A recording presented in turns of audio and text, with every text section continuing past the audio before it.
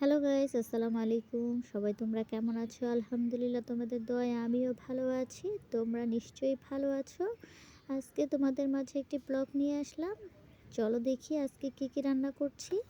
ভিডিওর প্রথমেই দেখতে পাচ্ছ আমি কড়াইতে ধনিয়া পাতা, তারপর রসুন পাতা, কাঁচামরিচ একসাথে দিয়ে একটু ভাজা ভাজা করে সেদ্ধ করে নিচ্ছি। হালকা পরিমাণ মতো একটু পানি দিয়ে দিয়েছিলাম। এখন আমি একটু ভাজা ভাজা করে নিব।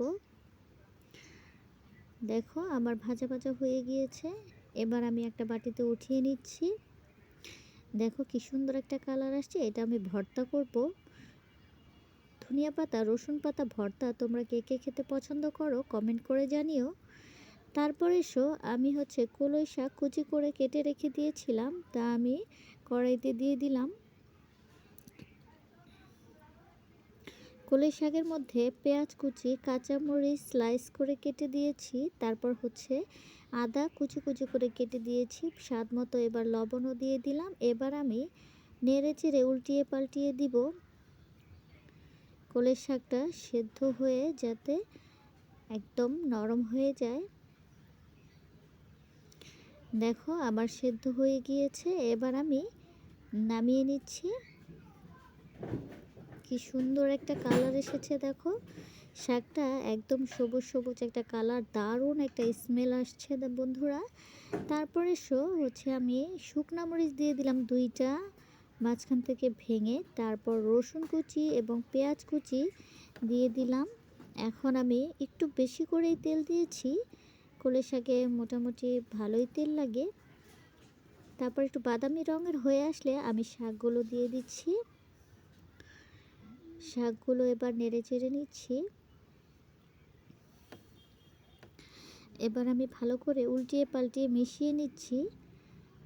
বন্ধুরা দারুণ একটা স্মেল আসছে। কলই শাক খেতে তোমরা কে কে পছন্দ করো আমাকে কমেন্ট করে জানিও। আমি ভাজা ভাজা করে নিচ্ছি। শাকটা আমার হয়ে গিয়েছে। এবার আমি ভালো করে আরেকটু নেড়ে চেড়ে দিব। দেখো আমার শাকটা হয়ে গিয়েছে। এবার নামিয়ে নেওয়ার পালা।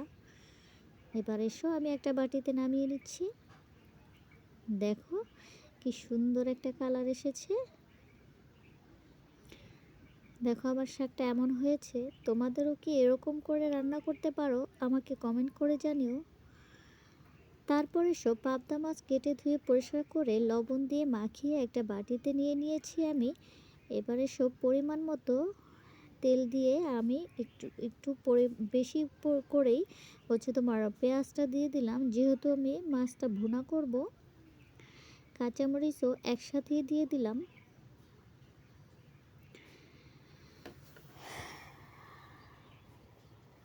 ভুনা করলে পেঁয়াজটা একটু বেশি লাগে পরিমাণে।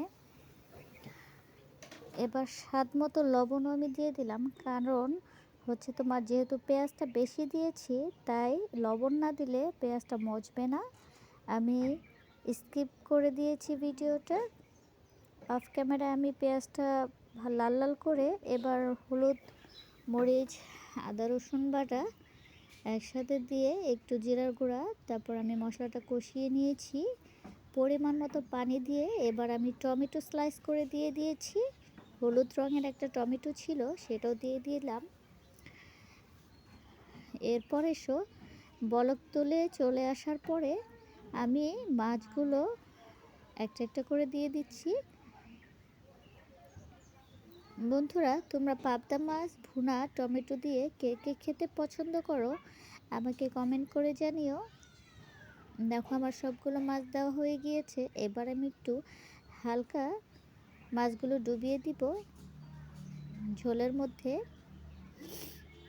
পরিমাণ মতো আমি পানি দিয়ে দিচ্ছি বন্ধুরা, আর পানি দিব না। এবার আমি মোটামুটি পানিটা টেনে আসলে আমি নামিয়ে নিব।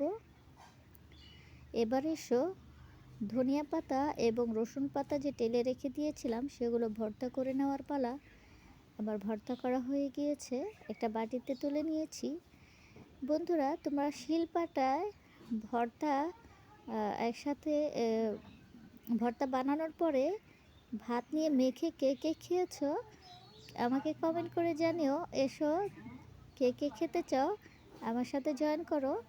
আমি একটু ভাত নিয়ে পাটায় মেখে খাওয়ার জন্য প্রস্তুত হয়ে গেলাম। দেখো আলতো আলতো করে শিলপাটার পুঁতো দিয়ে আমি একটু ডলে নিলাম ভাতগুলো আলতো আলতো করে।